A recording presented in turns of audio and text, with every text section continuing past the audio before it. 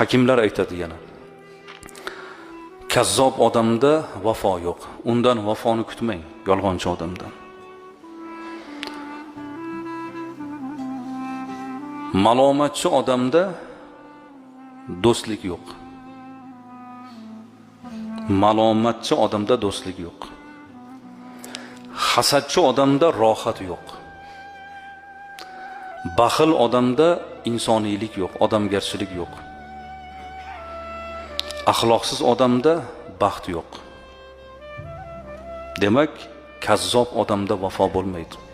U ishonib unga xotirjam bo'lmang azizlar. Yolg'onchiligini sezdingizmi? Endi undan ishonchni kutmang endi. Bir aldab sizni xijolatga qo'yib, yana unga ishonch bildirsangiz qanday bo'ladi? Demak, yolg'onchi